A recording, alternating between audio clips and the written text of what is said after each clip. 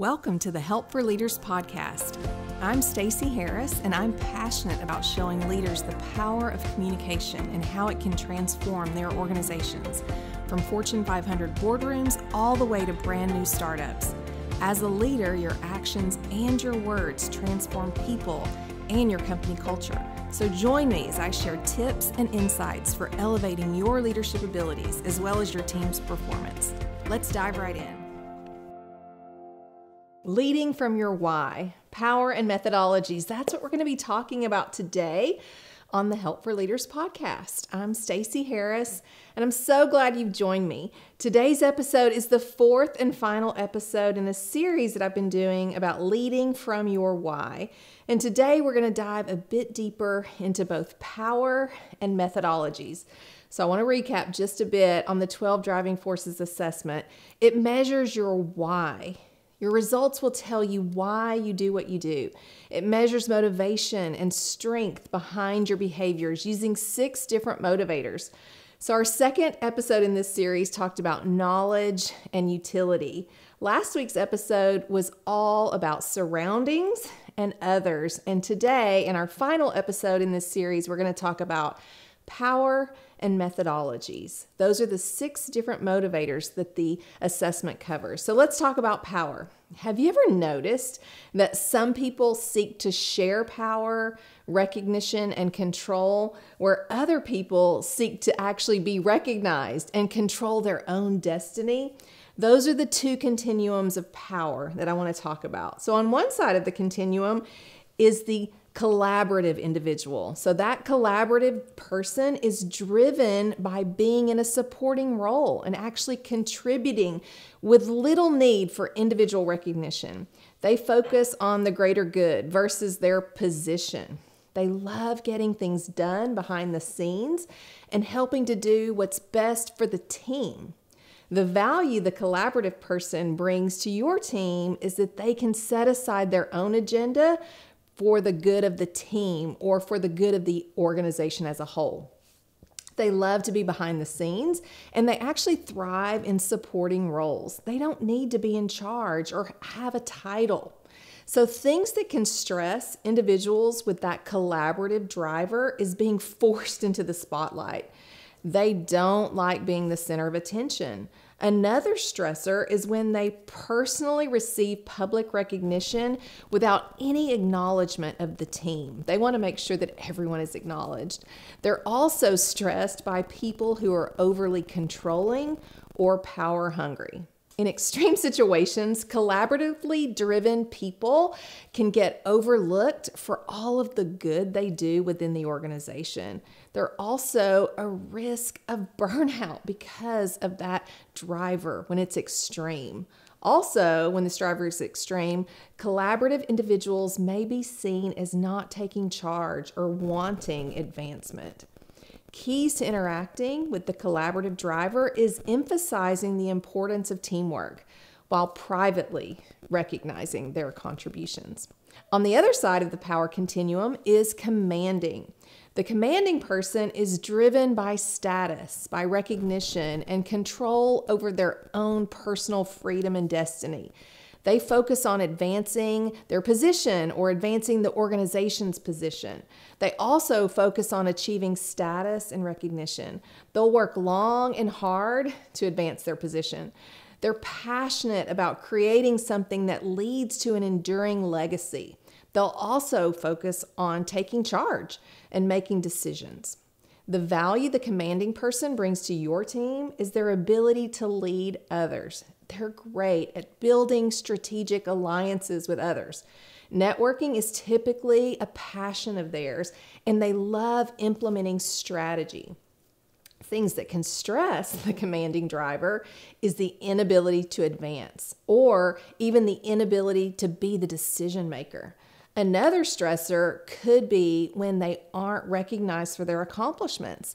They can also get stressed by people who challenge or threaten their power or their authority. So understanding that about yourself can be really helpful. In extreme situations, the commanding individual can actually put themselves before others or the organization.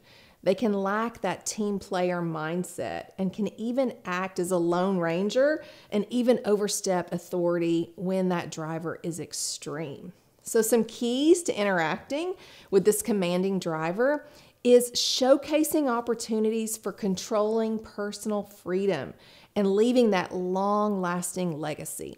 That's really connecting for the commanding driver. So those are the two drivers for power and why we do what we do when we're either driven by that collaborative driver or the commanding driver. So now let's talk about methodologies. This is the last motivator in our series that we're going to be talking about. You're either a receptive individual or someone who's very structured. So let's talk about these two continuums of methodologies. On one side, you've got receptive. So that individual is a person who's driven by ideas, new methods, and even opportunities that fall outside of a defined system. They're out-of-the-box thinkers. They're always looking for new ways to accomplish routine tasks. They focus on openness to offering differing viewpoints, and they're also interested in learning new approaches. The value the receptive person brings to your team is their creativity when interpreting systems and their ability to adopt aspects of these systems if they see a benefit, okay? They're always looking for new and different ways to accomplish goals. Things that can stress the individual with that receptive driver is when they're required to follow predetermined rules and plans. They don't like rigidity and they don't like when there's no flexibility. In extreme situations, receptive individuals can not only break the rules, they may even break the law. They may even have little tolerance for others that are closed-minded or judgmental. They like to set their own plan to guide and direct their actions. So a key to interacting with the receptive driver is actually providing the ability to create new approaches by exploring possibilities and creative opportunities. Okay, so that's one side. On the other side of the methodologies continuum is structured. Structured individuals are driven by traditional approaches, proven methods, and even a defined system. They focus on those proven systems and upholding these systems of living. They do things because it's just the right thing to do. They place a high value on following and implementing systems. The value this individual brings to your team is that they're loyal. They're consistent. They will also work hard to advance a mission or a cause. Structured individuals have very high standards and love to follow the rules. Stressors for structured individuals could be a lack of a system to follow, or even when there's constant change. That can feel very stressful. Another stressor could be questioning or judging their viewpoints. Another stressor for this person could be that they don't agree. If someone doesn't agree with their personal beliefs, that can feel very stressful for the structured driver.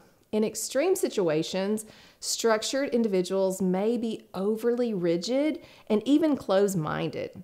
They can be a bit of a turnoff to others because they come across, as their way is the only way or their way is the right way.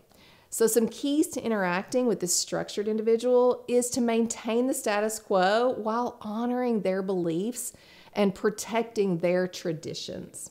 Okay, so that's it. That covers the last of the 12 drivers in this series.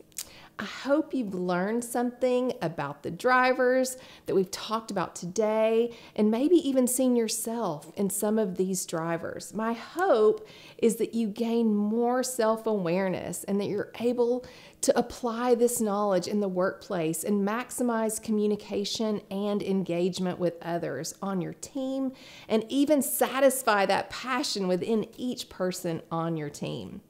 If you'd like to take our 12 driving forces assessment and learn more about your why, reach out to us. We'd love to connect with you. You can find all that information in our bio to reach out and connect. We'd love to help you learn about your why and how you can enhance communication. If you haven't listened to our other 3 episodes in this series of Leading from Your Why, I want to encourage you to go back and listen to those and learn more about your why in those previous episodes. I hope you'll join us next week as we continue to talk about communication and the differences in our styles. And I'm going to talk a little bit about personality versus human behavior. Join me next week. Thank you for joining us today. You have the potential to communicate, engage, and lead with significant impact. And my goal is to help you do just that. Whether you're trying to get that next big promotion, scale your small business, or manage a team of thousands, there's always room for growth, and I can help you get there. Go to disc-report.com and find out what style of leader you are by downloading my free ebook on communication. Until next time, lead well and prosper.